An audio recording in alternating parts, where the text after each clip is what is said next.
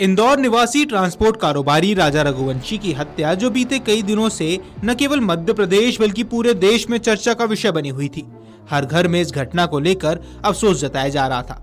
सब लोग सोनम के जिंदा मिल जाने की कामना कर रहे थे। अब सोनम यूपी के गाजीपुर में जिंदा तो मिल गई, लेकिन विश्वास मर गया। वो विश्वास जो एक पति पत्नी के बीच रिश्ते की सबसे मजबूत कड़ी होता है। इस पूरे मामले में अभी तक जो सामने आ रहा है और पुलिस की थ्योरी बता रही है कि राजा रघुवंशी की हत्या के पीछे सोनम का हाथ है।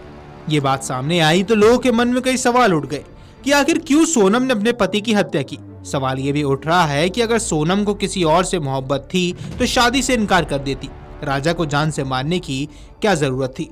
इन सभी सवालों के जवाब को जानने के लिए आपको सोनम की जिंदगी में झांकना होगा। आइए आपको बताते हैं कि क्या है सोनम की जिंदगी का वो राज जिस कारण राजा और सोनम की शादी हुई थी। जानकारी के मुताबिक सोनम रघुवंशी और राजा रघुवंशी दोनों का परिवार इस रिश्ते से पहले एक दूसरे को बिल्कुल नहीं जानते थे। दोनों परिवार की मुलाकात बहुत ही रोचक है। इंदौर में दोनों के परिवार वाले अपने अपने बच्चों के लिए अपने ही समाज में लड़का और लड़की की तलाश कर रहे थे।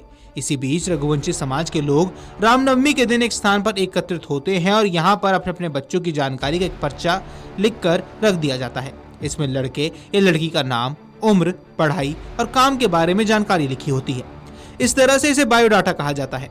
अब जिसे लड़की की तलाश है वो लड़के का बायोडाटा देखता है और जिसे लड़की की तलाश है वो लड़के का। ऐसे में इन दोनों का परिवार आपस में मिला। दोनों के परिवार वालों को सब सही लगा और बात शादी तक जा पहुंची। शादी से पहले सोनम अपने ही पिता की कंपनी में बतौर एचआर नौकरी करती थी। सोनम के पिता की प्लाईवुड की कंपनी है और सोनम के पिता को पैरालिसिस है और अब ये बिजनेस उनका बेटा और सोनम का भाई गोविंद रघुवंशी चलाते हैं। इस कंपनी में राज कुशवाहा पहले से ही काम करता था और बताया जा रहा है कि राज और सोनम के बीच यहीं से नजदीकियां बढ़ी। 11 मई को सोनम की राजा के साथ शादी हो गई। इसके बाद दोनों को हनीमून के लिए मेघालय नहीं बल्कि कश्मीर जाना था, लेकिन बीच पुलवामा में आतंकी हमला हो जाता है।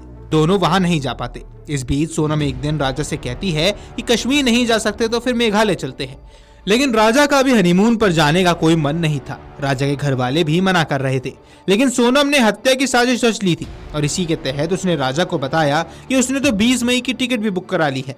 अब राजा के सामने मेघालय जाने के अलावा कोई दूसरा रास्ता नहीं था। इसके बाद ये दोनों मेघालय पहुंचते हैं और यहाँ पर राज और सोनम ने मिलकर पहले से ही राजा के मर्डर की प्लानिंग कर रखी थी। हालांकि राज वहां नहीं जाता है, लेकिन फोन के जरिए सोनम से संपर्क में रहा और मौका मिलते ही सुपारी किलर विशाल चौहान, आकाश राजपूत और आनंद ने मिलकर राजा की हत्या कर दी। हत्या के बाद उनकी लाश को खाई में फेंक दिया। पुलिस ने जब सोनम की कॉल डिटेल खंगाली तो सामने आया कि उस युवक से लगातार संपर्क में थी। आरोपियों ने शिलोंग में हथियार खरीदे थे।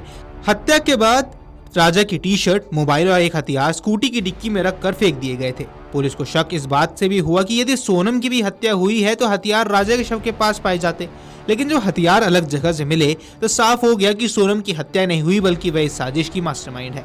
वहीं राज कुशवाहा को लेकर सोनम के पिता ने कहा कि वह गोदाम में काम करता है। वो परसों तक उनके साथ ही काम कर रहा था, तो वो इसमें शामिल नहीं हो सकता।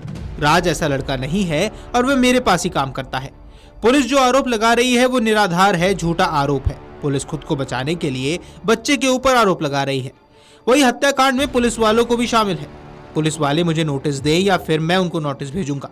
मुझे मामले में सीबीआई की जांच चाहिए और वहां के सीएम और डीजीपी भी गलत बोल रहे हैं। वो अपने पुलिस वालों को बचाने के लिए अब ऐसे बयान दे रहे हैं। गौरतलब है कि गाजीपुर में सोनम के सरेंडर के बाद और राज कुशवाहा का नाम सामने आने के बाद कहीं न कहीं ये गुत्थी और ज्यादा उलझती हुई नजर आ रही है। वीडियो डेस्क अमरउजाला.com। अगर आप ये वीडियो YouTube पर देख रहे हैं तो हमारे चैनल को सब्सक्राइब कर बेल आइकन दबाएं और Facebook पर देख रहे हैं तो हमारे पेज को लाइक करें।